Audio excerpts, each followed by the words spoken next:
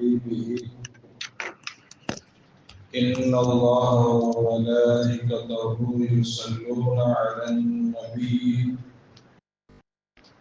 يا أيها الذين آمنوا صلوا عليه وسلموا تسليما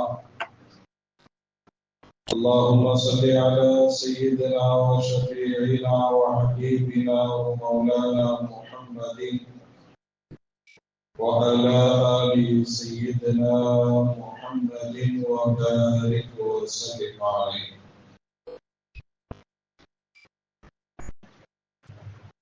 அல்லாஹ் ஜல்ல ஷானஹு வ தஆலா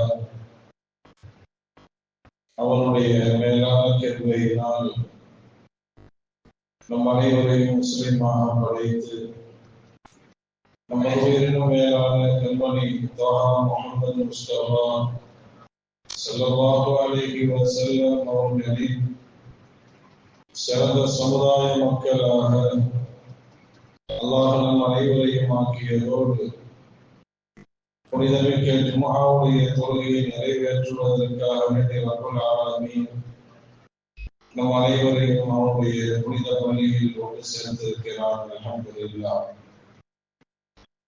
வல்ல ரஹ்மான் நம் அனைவரையும் அவனால் ஒப்புக்கொள்ளப்பட்ட நல்ல அடியார்களின் கூட்டத்தில் ஆக்கியவர் புரிவானாக. ஆமீன். வாழும் காலம் எல்லாம் அவனுடைய கட்டளைகளுக்கு அடிபணிந்து நடந்து அவனுடைய அன்பையும் அருளையும் பெற்றவர்களாக வாழ்ந்து மரணிப்பதற்கு அல்லாஹ் அனைவருக்கும் தௌஃபீக் செய்வானாக. ஆமீன். கண்ணியத்திற்கும் மரியாதைக்கும் உரிய அல்லாஹ்வின் நல்லடியார்களே, ஈமான் சம்பந்தப்பட்ட சில தகவல்களை நாம் பார்த்து வந்தோம். இன்னும் ஈமான் சம்பந்தமாக விளங்க வேண்டிய சில செய்திகள் இருந்தாலும் தற்போது ஹஜ்ஜி சம்பந்தமாகவும் குர்பானி சம்பந்தமாகவும் சில தகவல்கள் சொல்லப்பட இருப்பதால் இன்ஷா அல்லாஹ் இவைகளை எல்லாம் முடித்ததற்கு பிறகு ஈமான் சம்பந்தப்பட்ட சில கடைசி தகவல்களை நாம் பார்ப்போம். பெருமக்களே, பொதுவாக ஹஜ்ஜி யாருக்கு கடமை என்பதை அல்லாஹும் அல்லாஹ்வுடைய ரசூலும் நமக்கு சொல்லும் பொழுது மனிஸ்ததா இலைஹி சபீலா, பொருளாலும் உடல் ஆரோக்கியத்தாலும் ஒருவர் வசதி பெற்றுவிட்டால் அவரின் மீது ஹஜ்ஜி கடமை. ஒரு ஆள் நல்ல சரீர சுகத்தோடு ஆரோக்கியத்தோடு நோய் நொடி இல்லாமல் இருக்கிறார், அதுபோன்று ஹஜ்ஜி செல்வதற்குண்டான செல்வம் வசதி வாய்ப்புகளையும் பெற்றிருக்கிறார். இப்ப மார்க்க அவருக்கு சொல்வது ஒரு மீது ஹஜ்ஜி கடமை. இதில் இந்த இரண்டில் ஏதாவது ஒன்று இல்லை என்றாலும் ஹஜ்ஜி அவருக்கு கடமையாக. ஒரு ஆளுக்கு நல்ல செல்வம் இருக்குது, வசதி இருக்குது, உடல் ஆரோக்கியம் இல்லை, நோயாளியா இருக்கிறார், ஹஜ்ஜி அவருக்கு கடமை இல்லை. ஒரு ஆள் நல்ல ஆரோக்கியத்தோடு இருக்கிறார், ஹஜ்ஜிக்கு செல்வதற்கு உண்டான வசதி செல்வம் இல்லை, அவருக்கு ஹஜ்ஜி கடமை கிடையாது. அப்ப யாரிடத்திலே ஹஜ்ஜிக்கு செல்வதற்குண்டான செல்வமும் உடல் ஆரோக்கியமும் இருக்குமோ மார்க்கம் சொல்வது உனக்கு ஹஜ்ஜி கடமை. ஆனா அதே சமயத்தில் சரி, மார்க்க சட்டம் அப்படி சொல்லுது, ஹஜ்ஜில போய் பார்ப்போமே, ஹஜ்ஜில போய் பார்த்தா என்ன தெரியும்? மார்க்க சொல்லக்கூடிய சட்டம் அதுதான்.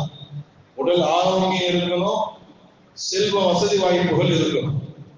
இந்த கண்டிஷனோட கொஞ்சம் ஹரம் ஷரீஃபுக்கு போய் பாருங்க. இந்த கண்டிஷனோட அல்லாஹ் ஜல்ல ஷானஹு வ தஆலா யாருக்கு ஹஜ்ஜி கடமை என்ற கண்டிஷன் போட்டிருக்கிறானோ அந்த கண்டிஷனோட கொஞ்சம் ஹரம் ஷரீஃபுக்கு போய் பார்த்தா எல்லாமே மாற்றமா இருக்கு.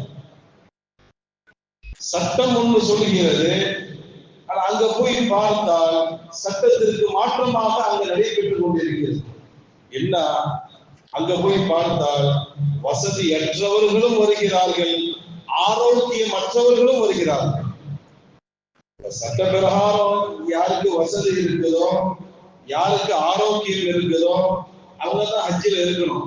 வசதி இல்லாதவர்களோ ஆரோக்கியம் இல்லாதவர்களோ ஹஜ்ஜில பார்க்கவே கூடாது. ஆனா அங்க போனா சுப்ஹானல்லாஹ் ஆச்சரியமா இருக்குது. வசதி அற்றவர்களும் வருகிறார்கள்.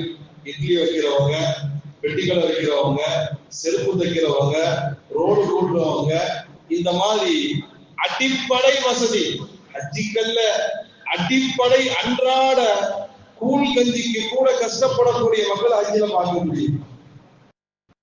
வசதியற்றவர்களை பார்க்க முடிகிறது. அந்த மாதிரி உடல் ஆரோக்கியம் இல்லாதவர்களே அங்க பார்க்க முடியும். சில சமயங்கள்ல நமக்கு வாட்ஸ்அப்ல வீடியோலாம் வருது. 2 காலே இல்லாம தவாப் செஞ்சுட்டு போறாங்க. 2 காலே இல்ல, வீல் சேர்ல கீழே உட்கார்ந்து சகை செய்கிறார்கள். சட்டம் ஒண்ணு சொல்லுது, ஹரம்ல போய் பார்த்தா சட்டத்திற்கு மாற்றமாகவே நம்முடைய கண்களுக்கு தெரிகிறது. ஷகீக்குல் பல்கி ரஹ்மத்துல்லாஹி அலைஹி அவர்கள் சொல்வார்கள், ஒரு முறை நான் ஹஜ்ஜின் போது ஒரு ஊனமுற்ற ஒரு பெரியவரை நான் பார்த்தேன். ஷகீக்குல் பல்கி சொல்றார், ஹஜ்ஜின் போது ஊனமுற்ற ஒரு பெரியவரை நான் பார்க்கிறேன். தவழ்ந்து தவழ்ந்து ஹஜ்ஜுடைய அமல்களை செய்து கொண்டிருக்கிறார்கள். நான் கேட்டேன், எத்தனை வருஷமா நீங்க ஹஜ்ஜிக்காக வேண்டி வருகிறீர்கள் என்று கேட்டதற்கு 10 வருஷம் ஆச்சு நாங்க வந்து சேர்றதுக்கு. வண்டியெல்லாம் வரல, கால்நடையாகவே வந்திருக்கிறார்கள். 10 வருஷம் அவங்க ஊரில் இருந்து கிளம்பி கரெக்டா எந்த வருஷம் ஹஜ்ஜிக்கு வந்தாங்களோ 10 வருஷத்துக்கு ஒரு ஹஜ்ஜிக்கு வந்து சேர்ந்திருக்கிறாங்க. எப்படிப்பட்ட மக்கள் எல்லாம் ஹஜ்ஜிக்கு வருகிறார்கள். இப்னு சீரின் ரஹ்மத்துல்லாஹி அலைஹி அவர்கள் ஒரு செய்தி சொல்வார்கள், நான் ஹஜ்ஜின் போது ஒருவரை நான் சந்தித்தேன். அப்ப அவர் என்னை பார்த்து கேட்கிறாரு, நீங்க ஐன கஜி, எங்கிருந்து நீங்க வாரீங்கன்னு அவர் என்ன பார்த்து கேட்டாரு. நான் சொன்னேன், ஈராக்கில் இருந்து நான் வருகிறேன்னு சொன்னேன். இப்னு சீரின் சொல்வார், ஹஜ்ஜின் போது ஒருவரை நான் பார்த்தேன். அவர் என்ன பார்த்து கேட்டாரு, நீங்க எங்கிருந்து வர்றீங்கன்னு கேட்டாரு. நான் சொன்னேன், நான் ஈராக்கில் இருந்து வருகிறேன் என்று சொல்லிவிட்டு நான் கேட்டேன், மீன் ஐன கஜி, நீங்க எங்கிருந்து வர்றீங்கன்னு கேட்ட அவரு சொன்னார், நான் ரஷ்யால இருந்து வர்றேன். நான் ரஷ்யாவிலிருந்து நான் வருகிறேன். என் ஊர்ல இருந்து கிளம்பி 5 வருஷம் ஆச்சுங்கிறான். இன்னைக்கு எல்லாம் காலையில ஏறினா லோகருக்குள்ள போய் இறங்கிடலாம். 3 மணி நேரத்துல 4 மணி நேரத்துல போய் இறங்கிடலாம். அவர் என்ன சொல்றாரு, இதுக்கு முன்னாடி பார்த்தது 10 வருஷம். இப்ப இந்த மனிதர் சொல்கிறார், நான் என் ஊரில் இருந்து ஹஜ்ஜிக்கு கிளம்பி 5 வருஷம் ஆச்சு, இந்த வருஷம் தான் வந்து சேர்றேன். எப்படி நான் தன்னுடைய நிலையை சொல்கிறார். இப்னு சீரின் சொல்றாங்க, அது என்ன 5 வருஷம் அங்கேயிருந்து இவ்வளவு தூரம் வந்ததற்கு, ரஷ்யாவில் இருந்து ஹஜ்ஜிக்கு வருவதற்கு ஏன் 5 வருடங்கள் ஆகுவதற்கு என்ன காரணம் இது கேட்டதற்கு அவர் சொன்னாரு, ஹஜ்ஜி செய்வதற்குண்டான வசதி எல்லாம் என்கிட்ட கிடையாது. ஹஜ்ஜி செய்வதற்குண்டான வசதி எல்லாம் என்கிட்ட கிடையாது. ஹஜ்ஜி செய்யணுங்கிற ஆசை எனக்கு வந்தது. என் ஊரில் இருந்து அப்பொழுது என்னிடத்தில் இருக்கக்கூடிய பணத்தை வைத்து நான் புறப்பட்டேன். என் பணம் எது வர வேலை செய்யுமோ அந்த ஊர் வர வந்து நிற்பேன். அதற்கு பிறகு அந்த ஊர்ல வேலை பார்ப்பேன். என் கையில ஒரு 10,000 ரூபாய் இருக்குன்னா அந்த 10,000 வச்சு எவ்வளவு தூரம் போக முடியுமோ அவ்வளவு தூரம் பிரயாணம் செஞ்சு 10,000 ரூபாய் முடிஞ்சு எங்க முடியுதோ அந்த ஊர்ல ஹால்ட் பண்ணிடுவேன். அங்க வேலை செஞ்சு கொஞ்சம் பணத்தை சம்பாதிப்பேன். ஓரளவுக்கு பணம் வந்ததற்கு பிறகு திருப்பி அங்கிருந்து நான் கிளம்புவேன். சுப்ஹானல்லாஹ், எப்படிப்பட்ட மக்கள் எல்லாம் ஹஜ்ஜிக்கு வாராங்க. பணம் எல்லாம் ஹஜ்ஜிக்கு வேலை செய்ய, மனம் தான் அங்க வேலை செய்யும். அங்கிருந்து அடுத்து நான் புறப்படுவேன். நான் வைத்திருக்கக்கூடிய அந்த பணம் அது எவ்வளவு தூரம் வரை என்னை கொண்டு போய் சேர்க்குமோ அவ்வளவு தூரம் நான் போகுவேன். பணம் முடிந்ததற்கு பிறகு அங்க ஹால்ட் பண்ணிடணும். அது எந்த ஊரோ அந்த ஊர்ல உட்காந்து வேலை செய்யணும். இப்படியே சம்பாதிக்கிறதும் அந்த பணத்தை வச்சு கொஞ்சம் தூரம் வருவேன், பணம் காலியாகணும் அந்த ஊர்ல வேலை செய்வேன். இப்படியே நான் ஹஜ்ஜிக்கு வந்து சேருவதற்கு 5 வருஷம் ஆச்சுங்கிறான். இப்படிப்பட்ட மக்களை ஹஜ்ஜில் பார்க்க முடியுது. ஒரு பக்கம் பார்த்தா வசதி அற்றவர்களும் ஆரோக்கியமற்றவர்களும், மூக்கில் ஆக்சிஜன்லாம் ஓடிட்டு இருக்கு. 90 வயசு 95 வயசு உள்ள மக்கள் எல்லாம் ஹஜ்ஜிக்கு வராங்க. போன வருஷம் ரொம்ப வயது முதிர்ந்த ஒரு பெரியவரை பார்த்தோம். ஈமானுடைய பலம் எப்படியாவது போயிடணும். மௌத்தானா ஹரம்ல தானே மௌத்தாக போகும், வேற எங்கேயுமா. வயசான மனிதர், ரொம்ப வயசான மனிதர்கள் 60 போனவங்களுக்கு தெரியும், ஹஜ்ஜிக்கு உம்ராவுக்கு போகக்கூடியவர்களுக்கு தெரியும் எப்படிப்பட்ட மக்கள் எல்லாம் வரலாம். அல்லாஹ் சொல்லக்கூடிய சட்டத்திற்கும் அங்கே வரக்கூடிய மக்களுக்கும் சம்மந்தமே இல்லாமல் இருக்கு. ஏற்கனவே நம்ம சொன்னது, வசதியற்றவர்களும் அங்கே வருகிறார்கள், ஆரோக்கியமற்றவர்களும் வருகிறார்கள். சரி, நல்ல ஆரோக்கியம் உள்ளவங்க செல்வந்தர்கள் அவங்க வராமலும் இருக்கிறாங்க. எத்தனையோ முகலாய மன்னர்கள் நாட்டை ஆண்டவங்க, அவுரங்கசீப் ரஹ்மத்துல்லாஹி அலைஹி அவங்களை தவிர வேற யாரும் முகலாய மன்னர்கள் ஹஜ்ஜி செஞ்சதே கிடையாது. அவுரங்கசீப் ரஹ்மத்துல்லாஹி அலைஹி அவங்களை தவிர முகலாய மன்னர்களில் யாருமே ஹஜ்ஜிக்கு போனதில்லை. அவங்க நினைச்சா வாழ்நாள் முழுவதும் ஹஜ்ஜிக்கு போகலாம். அவங்களுக்கு என்ன இருக்குது? ராஜ மரியாதையோடு வாழ்நாள் முழுவதும் ஹஜ்ஜிக்கு போகலாம். ஆனால் ஒரு முகலாய மன்னர் கூட ஹஜ்ஜி செஞ்சதாக வரலாற்று இல்லை. அவுரங்கசீப் ரஹ்மத்துல்லாஹி அலைஹி எத்தனையோ செல்வந்தர்கள், எத்தனையோ செல்வந்தர்கள் எத்தனை ஹஜ்ஜி வேண்டுமானாலும் செய்யலாம் என்று 7 தலைமுறைக்கு சொத்து சேர்த்தவர்கள் கூட ஹஜ்ஜிக்கு போகாம உட்கார்ந்து இருக்கிறாங்க. இட்லி விற்கிறவங்க, தோசை விற்கிறவங்க, ரோடு கூட்டுறவங்க ஹஜ்ஜிக்கு போறாங்க. தன் வாழ்நாள் முழுவதும் ஹஜ்ஜிக்கு செல்வதற்கு உண்டான வசதி வாய்ப்புகள் இருக்கக்கூடியவர்களை கூட ஹஜ்ஜில பார்க்க முடியல. இதை விட பெரிய கொடுமை என்ன தெரியுமா? ஹரம் ஷரீஃபுக்கு பக்கத்துல இருந்தவங்க கூட ஹஜ்ஜிக்கு போகாதவங்க இருக்கிறாங்க. ஹரம் ஷரீஃபுக்கு பக்கத்தில் இருந்தவங்க கூட, நான் சவுதியில இருக்கும் பொழுது செக்யூரிட்டியா இருந்தேன். சவுதியில இருக்கும் பொழுது அப்போ சொந்த ஊரு ஜித்தா, ஒரு சவுதி சொந்த ஊர் ஜித்தா.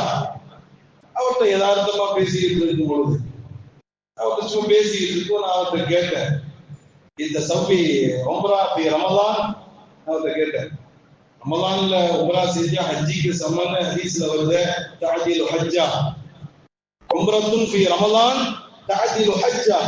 ரமலான் மாதத்தில் உம்ரா செய்வது அது ஹஜ்ஜிக்கு செய்வதற்கு, ஹஜ்ஜி செய்வதற்கு சமமான ஹதீஸ்ல வருதப்பா.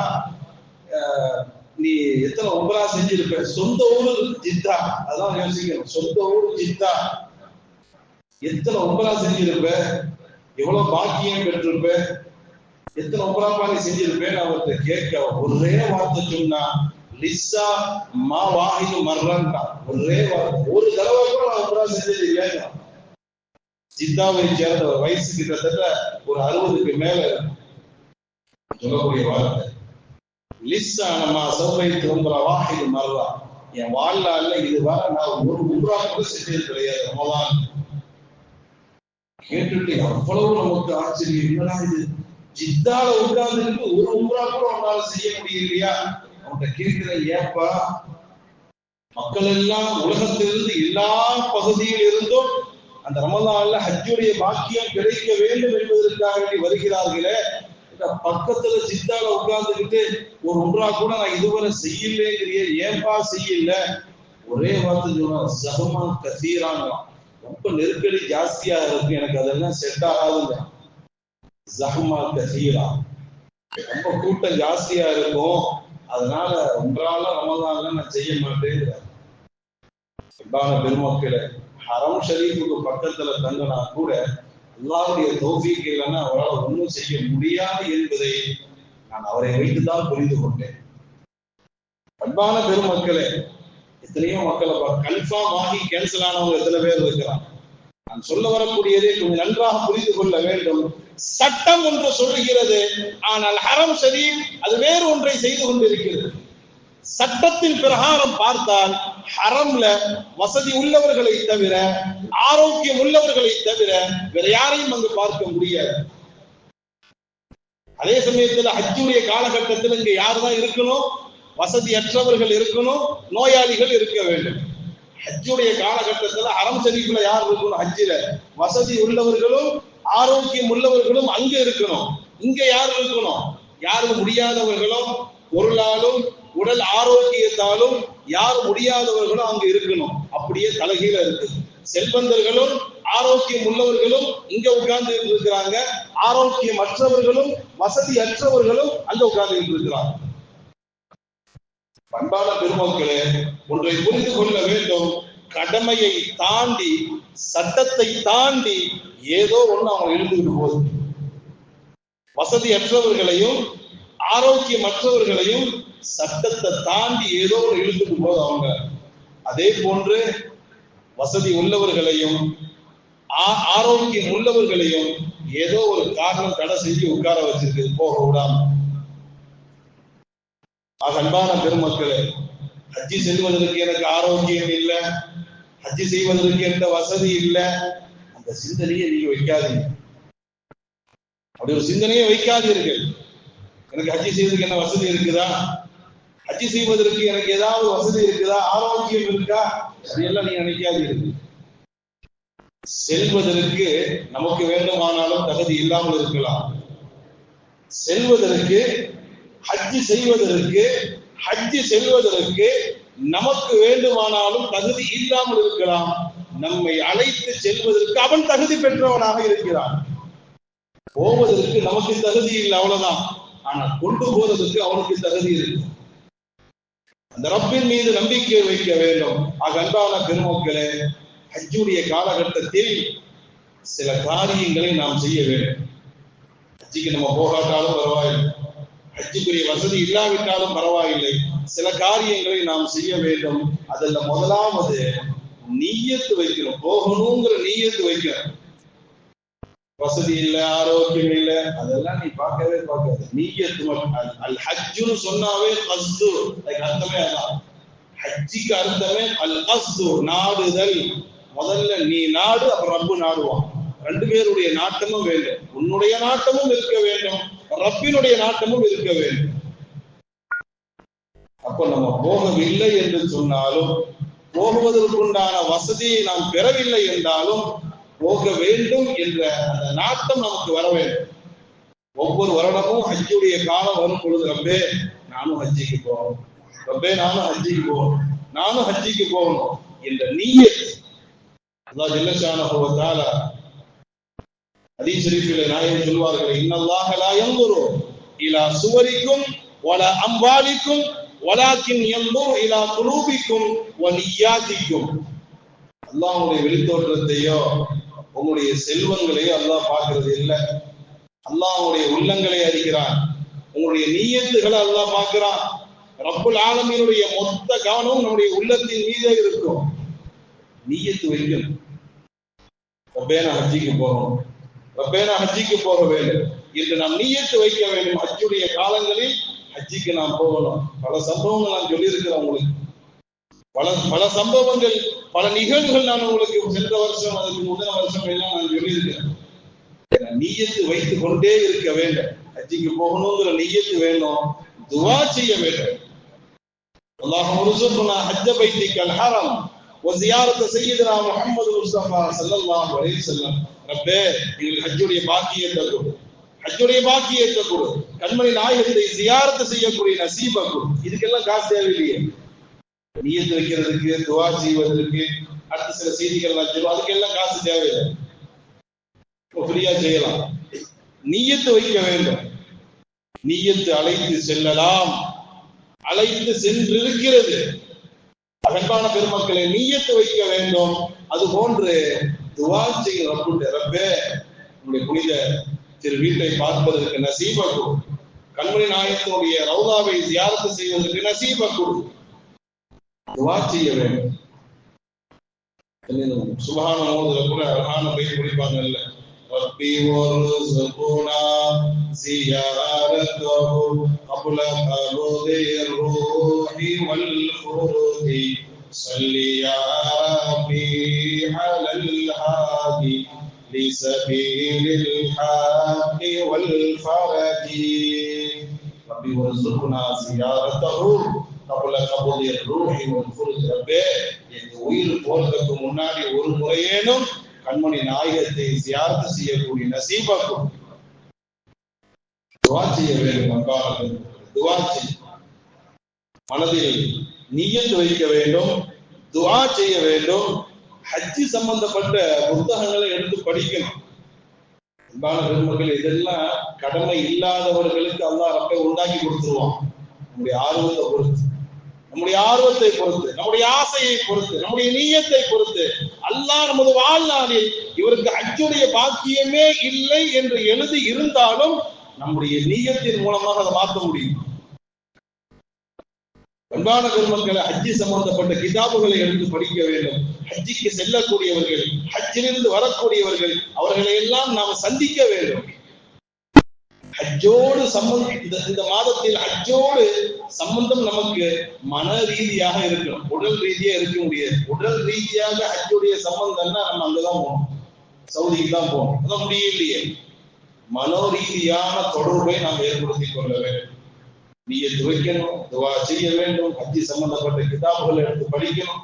ஹஜ்ஜிக்கு செல்லக்கூடியவர்கள், ஹஜ்ஜிலிருந்து வரக்கூடியவர்கள், அவர்களை முசாஃபா செய்யணும், கண்ணியப்படுத்தணும், அவர்களுக்கு வழி அனுப்பு விழா, வரவேற்பு விழா, எல்லா நிகழ்ச்சிகளிலும் கலந்து கொள்ள வேண்டும்.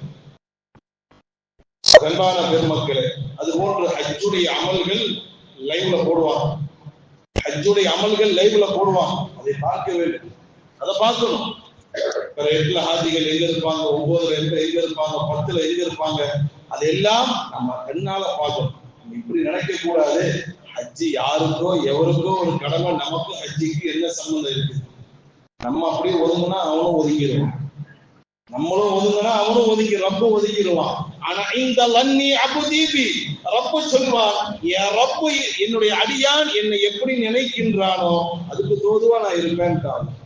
ஆனா இந்த லன்னி அபுதீபி, என் அடியான் என்னை குறித்து அவன் எப்படி நினைக்கின்றானோ அவன் எண்ணத்திற்கு தோதுவாக நான் இருந்து கொள்வேன். ஆக ஹஜ்ஜி அது யாருக்கோ கடமை அவங்க செஞ்சுக்கிட்டு, நமக்கு ஹஜ்ஜிக்கு என்ன சம்பந்தம் இல்லை என்பான பெருமக்களே. நம்முடைய உடல் தான் இங்க இருக்கிறதே தவிர உள்ள பூரா ஹஜ்ஜிக்கு போயிடும். உள்ள ஹஜ்ஜிக்கு போறதுக்கு பிளைட் டிக்கெட் விசா தான் தேவையில்லை, உடலுக்கு தான் தேவைப்படும், உள்ளத்துக்கு எல்லாம் ஒன்றும் தேவையில்லை. அவங்க அங்க இடத்துல இருக்கும்போது நம்ம உள்ளத்தையும் அங்க கொண்டு இறக்கிடலாம். இதெல்லாம் செய்ய வேண்டும் என்பான பெருமக்களே, இதெல்லாம் செய்யணும். பிற இடத்துல நம்மளும் அங்க போயிட வேண்டியதான், மீனாவுக்கு போயிட வேண்டியதான், 9 காலையில அரபாவுக்கு போயிட வேண்டியதுதான், கல்பால போக வேண்டியதுதான். நம்ம இங்க இருந்துட்டு துபாய்க்கு போறது இல்லையா? இங்க இருந்து நம்ம வேலை செய்யக்கூடிய இடத்துக்கு எல்லாம் நம்ம போறது இல்லை, கல்பு வச்சுக்கிட்டு எல்லா இடத்துக்கும் போறோம் இல்லை. ஹஜ்ஜுடைய காலகட்டத்தில் இந்த கல்பு ஹஜ்ஜில கொண்டு இறக்கிற வேண்டியதுதான், உடல் போக முடியாது. பிற 8 மினால இருக்கணும், பிற 9 அரபால இருக்கணும், பிற 9 நைட்ல முஸ்தலிஃபால இருக்கணும், பிற 10 காலையில மினால இருக்கணும். இந்த லைஃபை பார்க்க இந்த இடத்துல நான் இல்லையே, அந்த இடத்துல நான் இல்லை, ஆதங்கம் வர வேண்டும், ஆதங்கம் வரணும். ஹாஜிகள் கல் எறியும் போது அதுல நான் ஒரு ஆளா இருந்தா நன்றாக இருக்குமே, முஸ்தலிஃபால இருக்கும்போது அதுல நான் ஒரு ஆள் இருந்தா நல்லா இருக்குமே, பாயை விரிச்சு படுக்கிற மாதிரியே கனவு காணுங்க, தப்பில்ல. அதே சிந்தனை நம்ம இருக்க வேண்டும் என்று சொல்ல வருகிறேன். இப்னு சீரின் ரஹ்மத்துல்லாஹி அலைஹி ஒரு செய்தி சொல்வாங்க. இப்னு சீரின் ரஹ்மத்துல்லாஹி அலைஹி தஅபீருல் மனாம், தஅபீருல் மனாம்ங்கற கிதாபுல இப்னு சீரின் ரஹ்மத்துல்லாஹி, இப்னு சீரின் சொன்னா கனவுக்கு விளக்கம் கொடுக்கக்கூடியவங்க, கனவுக்கு விளக்கம் கொடுக்கக்கூடிய இப்னு சீரின் ரஹ்மத்துல்லாஹி அலைஹி ஒரு செய்தி சொல்வாங்க. ஹஜ்ஜுடைய காலகட்டத்துல எவரேனும் ஒருவர் பாங்கு சொல்வது போன்றோ அல்லது பாங்கு சொல்றதை கேட்பது போன்றோ அவர் கனவு கண்டால், ஒருவர் பாங்கு சொல்வது போன்றோ அல்லது பாங்கு சொல்றதை கேட்பது போன்றோ இந்த ஹஜ்ஜுடைய காலத்தில் ஒருவர் கனவு கண்டால் அவருக்கு ஹஜ்ஜுடைய பாக்கியம் கிடைக்கும்னு எழுதுறாங்க. அல்லாஹ் ஒரு தௌஃபீக் செய்வாங்க. கனவுக்கு ஒரு விளக்கம் கொடுக்கக்கூடிய இப்னு சீரின் ரஹ்மத்துல்லாஹி அலைஹி. நான் சொல்ல வருவது, இந்த ஹஜ்ஜுடைய நேரங்கள்ல கொஞ்சம் யூடியூப்ல கண்ட முசீபத்தை பார்க்கறதுக்கு லைவ்ல ஓடிக்கிட்டு இருக்கும். இன்றைய காலகட்டத்தில் டெக்னாலஜியில ஒன்றும் கிடையாது, சாதாரணமா கேபிள்லையும் ஓடும், எல்லா கேபிள்லையும் ஓடாது.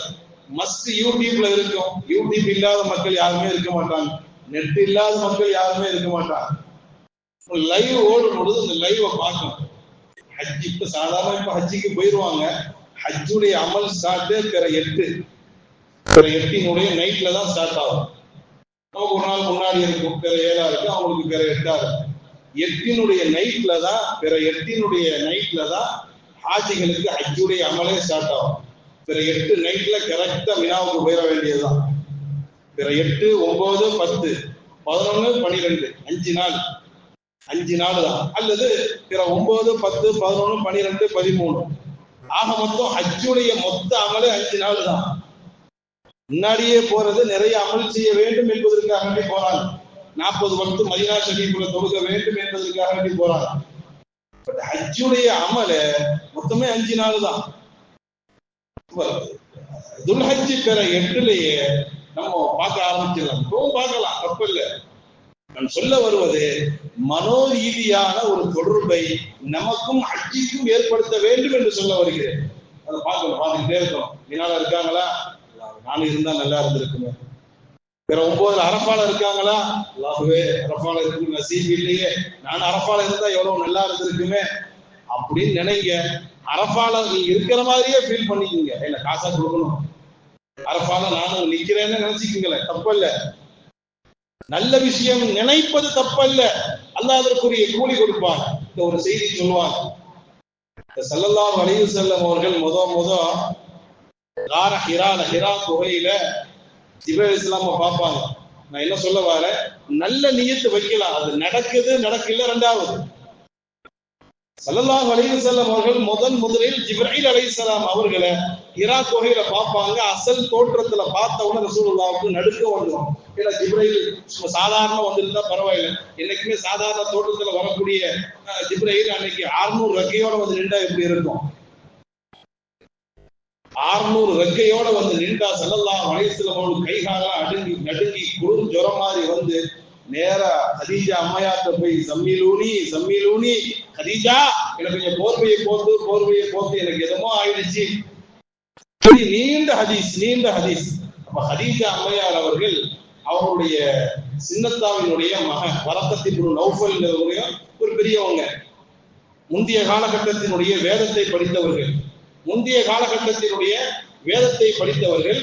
அவங்கள்ட்ட கூட்டு போய் இந்த மாதிரி முஹம்மது ஸல்லல்லாஹு அலைஹி வஸல்லம் என்னமோ சொல்றாங்க, யாரோ வந்தாங்கன்னா என்னமோ செய்தி சொல்றாங்களே, என்னன்னு கேளுங்கன்னு கேட்க வரக்கத் இப்னு நௌஃபல் அத்தனை மேட்டரையும் கேட்டுட்டு சொன்னாங்க, இது ஜிப்ரீல் தான், வேற யாரும் இல்ல, எல்லா நபிமார்களுக்கும் வரதான் செய்வாங்க. சொல்லிட்டு ஒரு வார்த்தை சொல்றாங்க, ஒரு காலம் வரும் மக்கள் உங்களை ஊரில் இருந்து வெளியாக்குவார்கள். ஒரு காலம் வரும் முஹம்மத், மக்கள் உங்களை ஊரில் இருந்து வெளியாக்குவார்கள் என்று சொன்னவுடன் ஸல்லல்லாஹு அலைஹி வஸல்லம் அவர்களுக்கு ஆச்சரியம் ஏற்பட்டு, அவமுஹ்ரிஜியஹும், என்னை வெளியாக்குவார்களா மக்கள்? ஏன்னா ஸல்லல்லாஹு அலைஹி வஸல்லம் அவ்வளவு மதிப்போடு இருந்தவர்கள். அந்த நேரத்துல மக்கள் ரொம்ப மதிப்போடு, மக்கள்கிட்ட ரொம்ப உயர்வான அந்தஸ்தில் இருந்தவர்கள், அமீன் என்ற பெயரோடு இருந்தவர்கள், நம்பிக்கைக்குரியவர், நேர்மையானவர், முஹம்மது தான் அப்படிங்கிற பெயரில் இருந்த அந்த ஸல்லல்லாஹு அலைஹி வஸல்லம் ஆச்சரியத்தோடு கேட்கிறாங்க, இந்த மக்களா என்னை வெளியாக்குவார்கள்?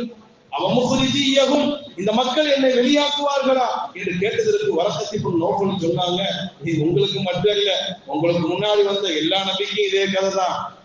நீங்க இப்படியே இருந்தா யாரும் வெளியாக்க மாட்டாங்க, ஆனா சத்தியத்தை நீங்க எடுத்து சொல்லும் பொழுது கண்டிப்பாக உங்களுக்கு எதிர்ப்பு வரும், மக்களை உங்களை வெளியேற்றுவார்கள் சொல்லிட்டு ஒரு வார்த்தை சொல்றான், யா லைத்தனி அகூனு ஹய்யா, யா லைத்தனி அகூனு ஷாபா. வரக்கத் இப்னு ரொம்ப பெரிய வயசான மனுஷரா இருக்கிறார். இந்த செய்தி நடக்கும் பொழுதே வரக்கத் இப்னு நௌஃபல் ரொம்ப வயசான மனுஷனா இருக்கிறார். ஆனா சொல்லக்கூடிய வார்த்தை என்ன தெரியுமா, உங்களுக்கு அந்த சிரமம் வரக்கூடிய நேரத்துல நான் உயிரோடு இருக்க வேண்டுமே, இருப்பதற்கு சான்ஸே கிடையாது. ஏன்னா அந்த மாதிரி பழுத்த பழமா இருக்கிறான்.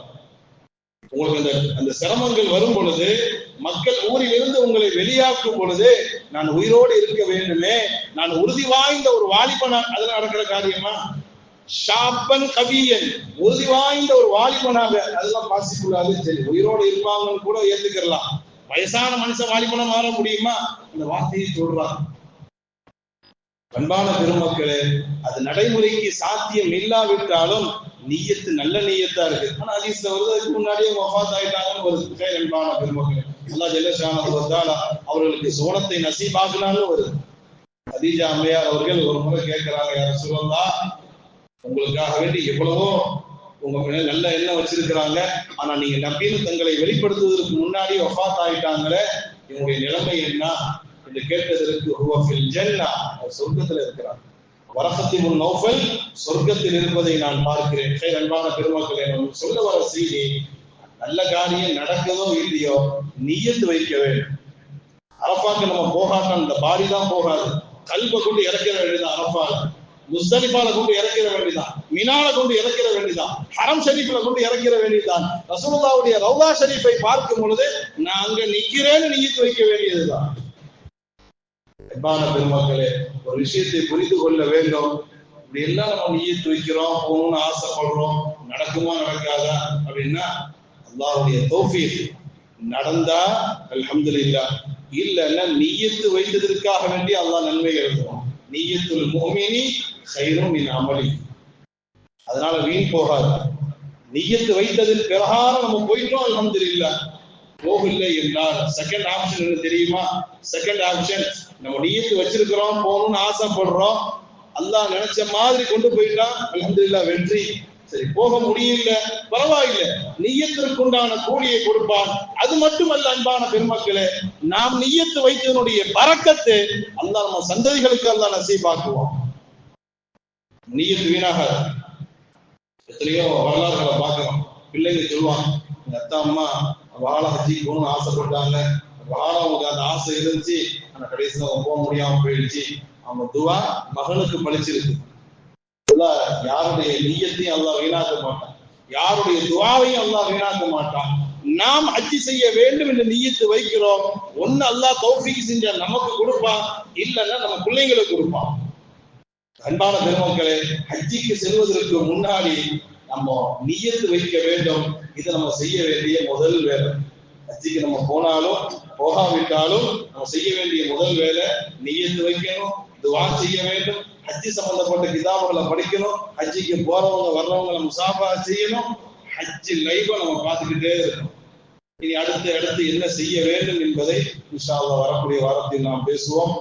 அல்லாஹ் ஜல்ல ஷானஹு வ தஆலா இந்த வருடம் யார் யாரெல்லாம் ஹஜ்ஜி செல்ல இருக்கிறார்களோ அல்லாஹ் ஜல்ல ஷானஹு வ தஆலா அவர்கள் அனைவருடைய ஹஜ்ஜை அல்லாஹ் கபூல் செய்வானாக.